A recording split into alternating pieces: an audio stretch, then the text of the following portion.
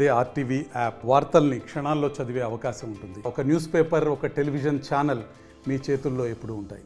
నిన్న ప్రకటించినటువంటి టీడీపీ అభ్యర్థులకు సంబంధించి విజయవాడ సెంట్రల్ నుంచి బోండా ఉమ్మ పేరు ప్రకటించారు. ప్రస్తుతం బోండా ఉమ్మ మనతో ఉన్నారు. సార్, ఫస్ట్ ఆఫ్ ఆల్ మీకు కంగ్రాచులేషన్స్. చాలా తక్కువ ఓట్లతో మీరు గతంలో 2019 ఓడిపోవడం జరిగింది. ఈసారి ఎలా ఉండబోతుంది సెంట్రల్ నియోజకవర్గం? ఈసారి రాష్ట్రం మొత్తం కూడా జనసేన తెలుగుదేశం పార్టీ గెలవబోతూ ఉంది. 5 సంవత్సరాల జగన్మోహన్ రెడ్డి అవినీతి పరిపాలన వల్ల ఒకవేళ రాష్ట్రంలో అభివృద్ధి కుంటుపడింది, పేద ప్రజల జీవితాలు తలకిందులు అయిపోయినాయి. అందుకనే ప్రజలందరూ కూడా జనసేన అధినేత పవన్ కళ్యాణ్ గారిని, తెలుగుదేశం పార్టీ అధినేత చంద్రబాబు నాయుడు గారి పరిపాలన కోరుకుంటూ ఉన్నారు. ఎప్పుడు ఎన్నికలు వచ్చినా ఖచ్చితంగా ప్రభుత్వం ఏర్పాటు చేయడం ఖాయం. సార్, నిన్న ప్రకటించిన లిస్టులో చాలామంది టీడీపీ సీనియర్ సీట్లు రావడం వాళ్ళంతా అసంతృప్తి వ్యక్తం చేస్తున్నారు. కొంతమంది పార్టీ వ్యతిరేకంగా పనిచేస్తామని చెప్తున్నారు. ఈ పరిణామాన్ని ఎలా చూస్తారు? అంటే ఎన్ని రాజకీయాలు ఉంటాయండి. సీట్లు ఆశించిన వాళ్ళు నిరాశపడతారు, అలాగే వాళ్ళ ఆవేదన వెళ్ళగక్కుతారు. ఇవన్నీ కామను. కానీ రాజకీయ పార్టీ అన్నాక తప్పదు. ఇవన్నీ అందరికీ ఎక్స్పెక్ట్ చేసిన వాళ్ళందరికీ సీట్లు ఇవ్వలేం కదా. ఖచ్చితంగా కొన్ని మార్పులు చేర్పులు జరుగుతాయి. మరి వైసీపీ లాగా రోడ్ల మీద పడే పరిస్థితి తెలుగుదేశం పార్టీలో లేదు. ఇవాళ వైసీపీలో మరి పొలిటికల్ ట్రాన్స్ఫర్ సిస్టమ్ పెట్టారు. పశ్చిమ నియోజకవర్గం నుంచి అక్కడ అవినీతిపరుడు అన్నటువంటి వెల్లంపల్లి సీను తీసుకొచ్చి సెంట్రల్ నియోజకవర్గ అభ్యర్థి అన్నారు. ఇప్పటికైతే సమన్వయకర్త అన్నారు.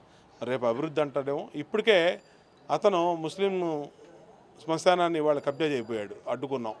రైతు బజార్లో 2 లక్షల చొప్పున చందాలు వసూలు చేస్తున్నాడు.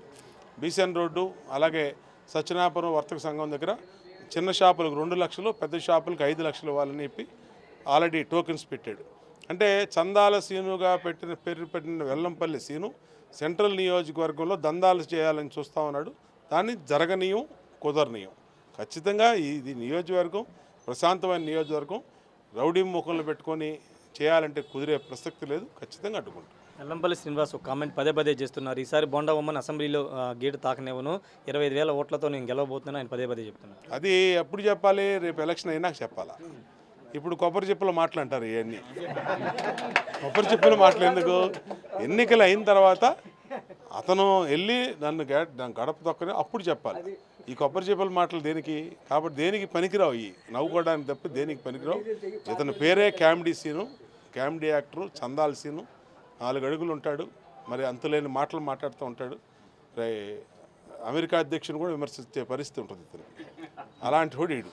కాబట్టి మాటలు పట్టించుకోండి. ఇది కామెడీ పీస్. సార్, అంటే కాపులకి అంటే జనసేన పార్టీ కేటాయించిన సీట్ల పైన కూడా కొంత కాపు నేతలు, కొంత ముద్రగడ హరిరామ జోగి లాంటి వారు లేఖలు రాశారు. కనీసం 40-50 సీట్లు ఇస్తే గౌరవంగా ఉండేది, కాపులంతా మీ వెంట నడిచేవాళ్ళని చెప్తున్నారు. మీరు కూడా అదే సామాజిక వర్గానికి సంబంధించిన నేత, ఎలా చూస్తారు? ఇది జనసేన అంతర్గత వ్యవహారం అండి. పవన్ కళ్యాణ్ గారు ఒక పార్టీ అధ్యక్షుడు. ఆయన 12 సంవత్సరాలు 13 సంవత్సరాలు ఇది పార్టీ పెట్టి ఆయనకు తెలుసు అన్నీ ఎలా తీసుకోవాలో, ఎలా చేసుకోవాలో, ఎన్ని సీట్లు తీసుకోవాలో. హరిరామ జోగి గారు కూడా జనసేన పార్టీ నాయకుడు. చెప్పాలంటే ఆ మాట డైరెక్ట్గా పవన్ కళ్యాణ్ గారి దగ్గరికి వెళ్ళి ఆయన చెప్పి చేసుకోవచ్చు. అంతేగాని మీడియా ముందు మాట్లాడటం, మీడియాకి ఎక్కడం అనేది నా ఉద్దేశం అయితే సమంజసం కాదు. అది జనసేన అంతర్గత వ్యవహారం అయినా వాళ్ళు తెలుసుకోవాలి తప్పితే మాకైతే సంబంధం లేదు. సరే, అంటే ముఖ్యమంత్రి పదవి అంటూ ఆర్భాటాలు పోయారు, 24 సీట్లకి పరిమితం అయ్యారంటూ నిన్న సజ్జలు కానీ, అంబటి రాంబాబు కానీ వీళ్ళంతా పవన్ కళ్యాణ్ టార్గెట్ చేసి మాట్లాడుతున్నారు. 24 సీట్ల కోసం పొత్తు తాకట్టు పెట్టామని విమర్శలు చేస్తున్నారు. వీళ్ళు జగన్మోహన్ రెడ్డి పెంపుడు కుక్కలు. సజ్జల రామకృష్ణారెడ్డి, అంబటి రాంబాబు వీళ్ళందరూ కూడా వాళ్ళ పెంపుడు కుక్కలు. వాళ్ళు ఏం మొరగమంటే అవి మొరుగుతూ ఉంటాయి. ఇవాళ మేము రాజకీయాల్లో ఎవరితో పొత్తు పెట్టుకుంటే వీడికి ఎందుకండి? వైసీపీకి ఎందుకంటున్నా? మేము జనసేన 2014లో జనసేన, తెలుగుదేశం, బీజేపీ కలిసి పోటీ చేసాం. 40 సంవత్సరాల పార్టీ మాది. ఎప్పుడూ అనేక పార్టీలతో పొత్తుల్లో పెట్టుకున్నాం. కొన్నిసార్లు విడిగా పోటీ చేసాం. అది మా ఇష్టం ఒక రాజకీయ పార్టీగా. నీకు పొత్తు పెట్టుకో అంటే పొత్తు పెట్టుకో, ఒంటరికి వెళ్ళాలంటే ఒంటరికి వెళ్ళు, లేదంటే గుడ్లెప్పి తీసి వెళ్ళాలంటే గుడ్లెప్పి తీసి వెళ్ళు. నీ పార్టీ నీ ఇష్టం. సజ్జల రామకృష్ణారెడ్డి, జగన్మోహన్ రెడ్డి అందరూ ఎలాకంటే అలా వెళ్ళొచ్చు. కానీ ఇంకొకళ్ళని ఈ విధంగా వెళ్ళాలని చెప్పే అర్హత మాత్రం వాళ్ళకి లేదు. ఫైనల్గా కేసీఆర్ నాని పదే మీ పార్టీ అధ్యక్షుడిని నారా లోకేష్ని వ్యక్తిగత విమర్శలు చేస్తున్నారు. ఆయన వైసీపీలోకి వెళ్ళిన దగ్గర నుంచి ఏం చెప్తారు? వాడు ఒక బఫూను. తెలుగుదేశం పార్టీలో ఉన్నాడు. ఇవాళ అన్ని రకాలుగా అయిపోయాడు. ఇవాళ ఎన్పిఏ పొజిషన్లో ఉన్నాడు. ఐపీ పెట్టి పిచ్చెక్కింది వాడికి. ఏం మాట్లాడుతూ కూడా తెలియని పరిస్థితులు ఉన్నాడు. ఇవాళ బ్యాంక్ కరప్టెడ్ కేసు. అతను బ్యాంకుల్లో బోల్డని స్కాములు చేశాడు.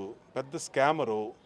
అనేక జిఎస్టీ కేసులు ఉన్నాయి అతని మీద, అనేక రకాలుగా బ్యాంకు నోటీసులు ఇచ్చి ఉన్నాయి. ఇవాళ ఏం చేయాలో దిక్కుతోచిన పరిస్థితిలో ఇంకొక అంతర్జాతీయ స్కామర్ లాంటి జగన్మోహన్ రెడ్డి దగ్గరికి వెళ్ళాడు. పిల్ల స్కామరు పెద్ద స్కామర్ దగ్గరికి వెళ్ళి చేరాడు, అంతే తప్ప ఏం తేడా లేదు. వీళ్ళందరూ అయిపోయిన బ్యాచ్, ఆరిపోయే దీపాలు.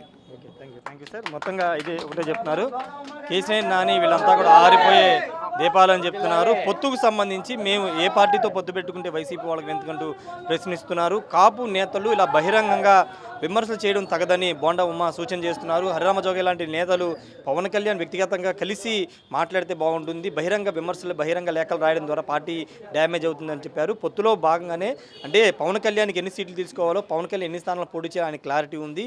మధ్యలో వైసీపీ వాళ్ళు కావాలని మాట్లాడుతున్నారంటూ బోండా ఉమ్మ మాట్లాడుతున్నారు. 2024 ఎన్నికల్లో సెంట్రల్ నియోజకవర్గం తాను గెలవబోతున్నాను, వెల్లంపల్లి శ్రీనివాసు ఎన్ని మాటలు చెప్పినా తానే 2024లో గెలవబోతున్నానని బోండా ఉమ్మ చెప్తున్నారు. కెమెరా పర్సన్ నానితో రాజేష్, RTV, విజయవాడ నుండి. మరిన్ని వీడియోస్ కోసం ఛానల్ ని సబ్స్క్రైబ్ చేయండి, లేటెస్ట్ అప్డేట్స్ కోసం వాట్సాప్ ఛానల్ ని ఫాలో చేయండి అండ్ లింక్ డిస్క్రిప్షన్ లో ఉంది.